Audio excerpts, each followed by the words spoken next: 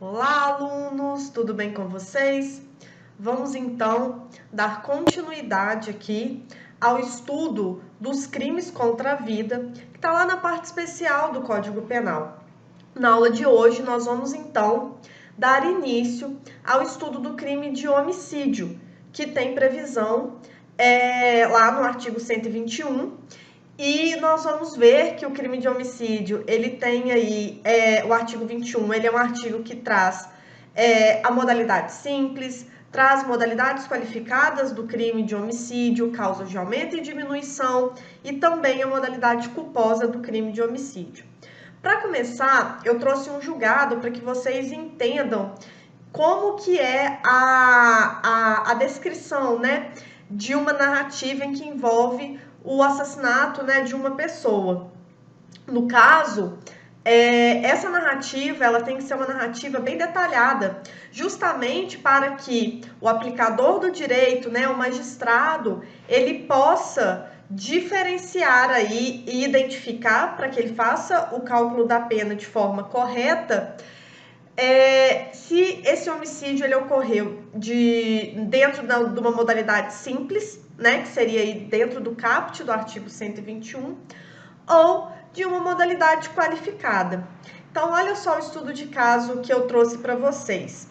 Descreve a denúncia que, na data de 31 de 5 de 2008, por volta das 10 horas, na Rua B, na altura do número tal, do bairro tal, nesta cidade comarca, o denunciado, agindo com manifesto ânimos necandi, mediante motivo torpe e recurso que dificultou a defesa da vítima, desferiu o disparo de arma de fogo contra fulano de tal, causando os ferimentos descritos no ACD de folhas tais. Segundo restou apurado, na ocasião dos fatos, o denunciado fulano de tal esperou o fulano de tal sair da residência, ocasião em que desferiu um disparo de arma de fogo em direção à vítima, acertando a região peitoral direita. Após atingir a vítima, o autor fugiu utilizando o serviço de mototáxi, tomando rumo ignorado. Registro que o crime foi praticado por motivo torpe, consistente em vingança e relacionado à subtração de um aparelho pertencente à pessoa de Vanderlúcio Silva, praticada pela vítima, Wellington. O que aconteceu aqui nessa situação? Uma pessoa, ela teria supostamente subtraído o aparelho, né, celular de uma outra pessoa, e essa pessoa que teve o telefone subtraído, ela resolveu fazer justiça aí com as próprias mãos e atentar contra a vida do suposto autor dessa subtração, que no caso aí seria desse crime de furto, né? E aí a narrativa ela é clara pelos motivos, porque a gente vai ver que os motivos pelos quais uma pessoa pratica o crime de homicídio, ele é relevante para fins de configuração de uma modalidade qualificada do crime, tá? Aqui no caso foi um motivo torpe. A gente vai ver ainda, nós vamos estudar o que seria então o motivo torpe, tá? E outra questão também que é importante, que vocês devem ter se perguntado, o que é animus necandi, né? Quando nós estudamos dolo, nós estávamos estudando as modalidades dolosas e culposas de crime, eu expliquei para vocês que o dolo, ele nem sempre, numa questão de prova, ou mesmo em um julgado, né, ou na leitura de uma denúncia, ou na leitura de um inquérito policial, ele vai vir, o autor fez isso ou aquilo com dolo, ele vai vir expressamente. Não, às vezes vem escrito, o autor praticou determinado crime com a intenção de, né? Quando tem essa expressão intenção de, já está indicando que o crime foi praticado na modalidade dolosa. Outra expressão que pode aparecer também para vocês é justamente essa expressão presente aqui nesse julgado, tá? Porque aqui está dizendo que ele praticou o crime com manifesto animus necandi, tá? Aqui é uma expressão do latim, animus quer dizer do dolo, a intenção do agente, necandi, que seria aí a intenção de morte, intenção de matar alguém, tá? Por que que isso é importante, pessoal? Porque uma pessoa, ela pode ter a intenção de ferir com alguém com uma arma de fogo. Sim, é possível. Olha, eu quero ferir uma pessoa, por exemplo, eu quero atirar contra a perna dessa pessoa, eu quero atirar no braço dessa pessoa para essa pessoa se ferir no braço. Isso vai... a arma, no caso, ela é só um instrumento. Não quer dizer que o agente, que o simples fato do agente ter utilizado aí como meio de execução do crime uma arma de fogo, que necessariamente a configuração do crime vai ser um crime de homicídio. Então, é muito importante que vocês fiquem atentos a esse aspecto, tá? Ao aspecto de que se é numa narrativa, isso é importante constar tanto do inquérito, como que isso é feito no inquérito policial, através de perícia, né? O perito ali, ele vai indicar, o juiz também, de acordo com o arcabouço probatório que está no processo, por exemplo, a oitiva de testemunhas, tudo isso vai indicar aí o ânimos do agente, né? A intenção do agente, se ele usou uma arma, né, com a intenção de ferir a vítima, ou se ele utilizou uma arma com a intenção de matar a vítima. E por que que isso é relevante? Porque para que eu identifique qual crime o autor cometeu, eu vou olhar para o resultado? Não, eu não vou olhar para o resultado. Se você, para interpretar, fazer a subsunção de um fato à norma, né? Ou seja, fazer a adequação jurídico-penal de um fato, né? O que eu tô querendo dizer? Para vocês entenderem, né?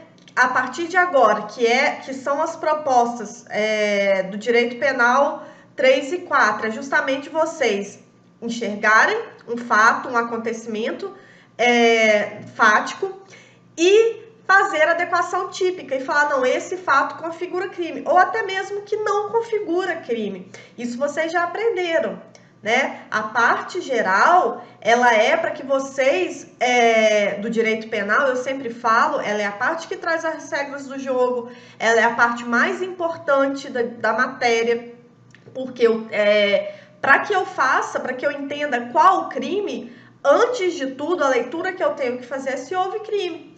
Porque se eu chegar aqui e falar que o João, de 16 anos, matou a Maria e perguntar qual crime ele cometeu e o aluno respondeu homicídio, tá errado. Tá errado por quê? Porque não há crime. A gente sabe que para ter crime, eu preciso que o fato seja o quê? Típico, ilícito e culpável. Nesse caso, se o autor do disparo, ele é um menor, né, porque ele tem 16 anos, ele é dotado de culpabilidade? Ele é imputável? Não.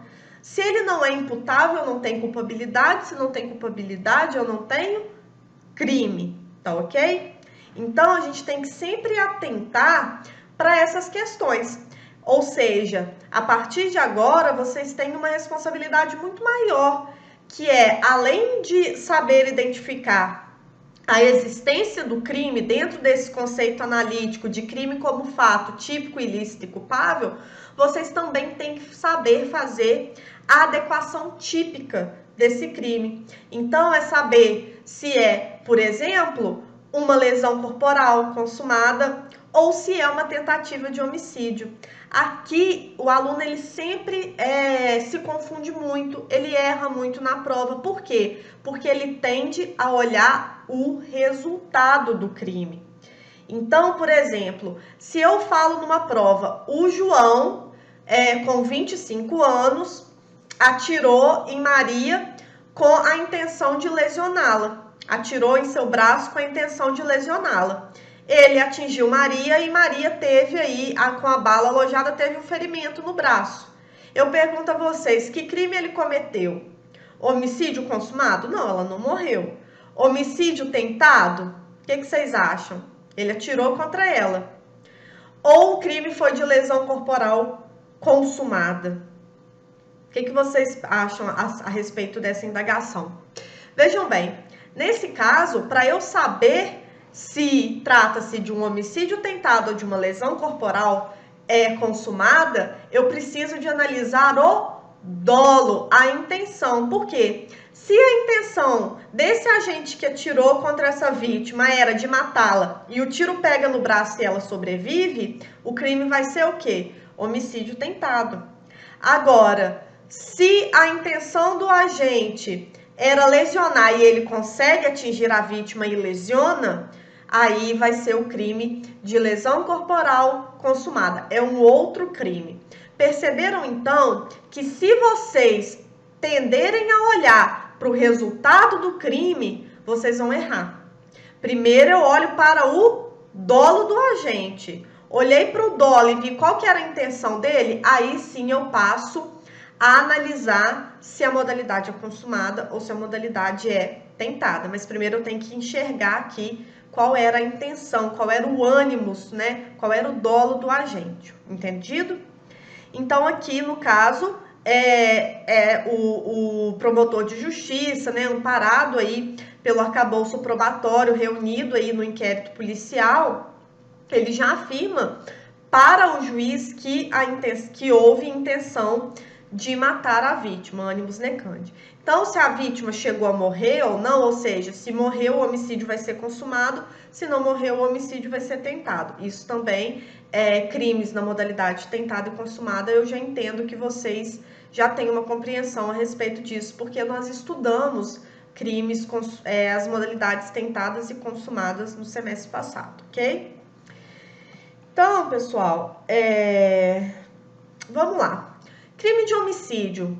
Quem que é o sujeito ativo? Ou seja, quem pode praticar esse crime? Qualquer pessoa pode praticar esse crime. E sujeito passivo? Ou seja, quem pode ser vítima do crime de homicídio? Qualquer pessoa. Então, o crime de homicídio, ele é um crime comum. O que significa, Úrsula, quando você falar crime comum? Crime comum, pessoal, é um crime que pode, com relação ao sujeito ativo ou com relação ao sujeito passivo, autor e vítima do crime, ele pode ser praticado por qualquer pessoa pode ser vítima. Eu não exijo uma qualidade especial desse sujeito ativo ou sujeito passivo, tá bom?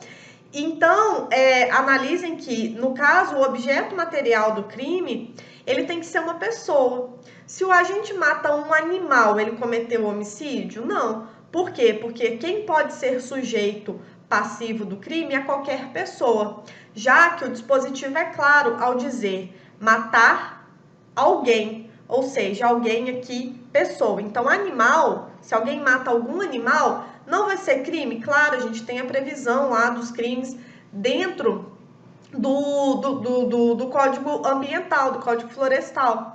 Agora, não vai ser o crime do artigo 121, porque para que eu tenha subsunção do fato anorma, ou seja, tipicidade, o encaixe, eu preciso aqui que o sujeito passivo, que é a vítima desse crime, seja pessoa, tá ok? Elementos objetivos é matar, que seria eliminar a vida, que se dá através da morte encefálica, e alguém, como eu disse, uma pessoa, tá? Os meios de execução, como que pode ser praticado esse crime, né? Quais as formas que o agente pode se utilizar? A forma é livre, tá? Eu tenho meios diretos e indiretos, eu posso simplesmente... Como assim meio direto? Eu vou lá, eu mesma coloco a mão na massa, eu atiro contra a pessoa, ou eu bato nela, né? Bato a cabeça dela no meio-fio até ela morrer. Ou pode ser também de forma indireta, seria eu induzir uma criança, né, que seria um inimputável, uma pessoa que não tem discernimento mental, a matar outrem. Então, seria aí uma forma indireta de eu matar uma pessoa. A gente sabe que se, por exemplo, eu viro para o meu filho de 6 anos e falo, olha, o papai tá dormindo, vamos brincar de polícia e ladrão, vai lá, pega essa arma e atira contra o papai, só se apertar aqui. Pensa bem, pessoal, a criança vai lá e faz isso. A criança atirou contra o pai enquanto o pai dormia e o pai veio a óbito, né, em decorrência aí desse disparo de arma de fogo. Perceba, a criança... ela vai responder por um crime? Obviamente que não, ela é inimputável. E eu vou responder por esse crime? Em tese, eu não responderia. Se eu for olhar bem fechadinho o conceito analítico de crime, eu não responderia. Porque se crime é todo fato típico, ilícito e culpável, e para que dentro da tipicidade eu tenho que ter o dolo, e dentro do dolo eu preciso de ter conduta, não teve conduta da minha parte. Mas aí a gente lembra da aplicação da autoria mediata, lembra? Que é quando o agente ele se utiliza de uma pessoa inimputável para praticar o crime. E é o que acontece aqui. Eu vou responder porque muito embora não tenha sido eu que apertei o gatilho, eu utilizei de uma pessoa inimputável, né, para a prática desse crime. Então, eu respondo por esse crime, tá bom? Então, seria aí o homicídio por um meio indireto. Pode ser também, o agente pode também matar a vítima por meio moral. Por exemplo, eu sei que a vítima ela tem problema de pressão e eu vou lá e fico perturbando, enchendo o saco até a vítima falecer. Se a minha intenção é essa, percebam aqui, eu não estou dizendo o seguinte, por exemplo, a minha avó tem problema de pressão e eu fiz uma tatuagem. Quando ela viu que eu tinha feito uma tatuagem, como ela é uma pessoa, né, que tem determinados preconceitos com relação à tatuagem, ela passou mal e infartou, né, e morreu. Eu vou responder por esse homicídio porque eu sabia que a minha avó não gostava e acabei fazendo a tatuagem? Não é isso que eu tô dizendo. Agora, se eu tenho a intenção de matar uma pessoa, eu sei que essa pessoa tem aí um problema de pressão, né? E aí eu começo a irritar essa pessoa com o dolo, com a intenção de que com essa atitude ela venha ter um infarto e morrer, aí sim, isso vai ter que ser, eu responderia aí pelo homicídio na modalidade dolosa, tá bom? Mas isso tudo tem que ficar comprovado, né, que a pessoa teve a intenção. O homicídio, pessoal, ele vai se consumar com a morte encefálica, né? Então, com a morte encefálica, ela vai acarretar a cessação das funções circulatória e respiratória. Não é tão pacífico assim como que seria a consumação da morte, mas há um entendimento majoritário, aliás, a consumação do homicídio, mas há entendimento majoritário que seria com a morte encefálica, tá bom? E o que eu quero chamar a atenção aqui de vocês? Se o agente dá um tiro na cabeça da pessoa e a pessoa sobrevive, mas ela fica inconsciente em estado vegetativo no hospital, por exemplo. Então ali ela não tem esperança de vida, ela fica o resto da vida ali no hospital. O agente vai responder pelo homicídio tentado ou pelo homicídio consumado? Veja bem, pessoal, o agente responde pela modalidade tentada. Porque para que eu tenha a consumação do crime de homicídio, para que eu tenha um homicídio consumado, eu preciso de ter a morte encefálica. Como eu vou ficar sabendo se houve a morte encefálica, se não houve, se a pessoa morreu? O juiz vai ter que ver, o juiz vai ter que olhar, gente. Isso é tudo através de perícia, tá? Quando há a morte de uma pessoa, há uma perícia, né? O legista, ele vai lá, ele olha, ele determina as causas daquela morte e ele tem que especificar tudo isso no laudo pericial, que é o exame de corpo de delito. Por quê? Porque ele precisa de me falar, por exemplo, o que ocasionou essa morte.